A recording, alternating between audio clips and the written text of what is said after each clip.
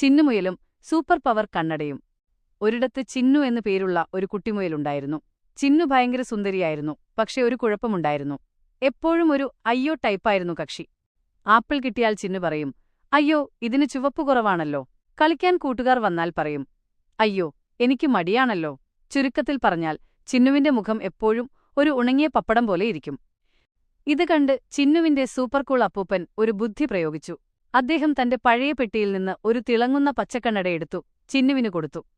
ചിന്നു, ഇത് വെറും കണ്ണടയല്ല, ഇതൊരു മാന്ത്രിക ഗ്ലാസാണ്.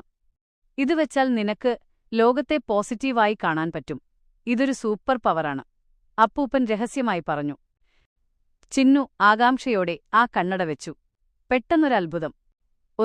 മഴ വന്നപ്പോൾ അയ്യോ ഡ്രസ് നനയുമല്ലോ എന്ന് പറയുന്നതിനു പകരം കണ്ണടയിലൂടെ നോക്കിയ ചിന്നു കണ്ടത് മണ്ണിൽ നിന്നും ഡാൻസ് കളിച്ചു വരുന്ന മനോഹരമായ പൂക്കളെയാണ്. അവൾ പറഞ്ഞു, വാവ്, ചെടികൾക്ക് കുളിക്കാൻ മഴ വന്നല്ലോ. വീണപ്പോൾ ഓടുന്നതിനിടയിൽ ചിന്നു ഒന്ന് തട്ടിവീണു.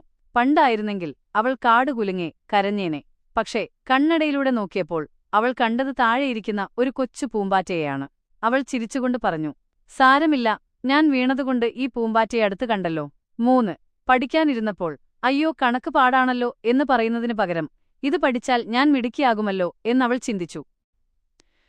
കുറേ ദിവസം കഴിഞ്ഞപ്പോൾ ചിന്നു ആ കണ്ണട എവിടെയോ മറന്നുവെച്ചു. ഇനി എന്തു ചെയ്യും?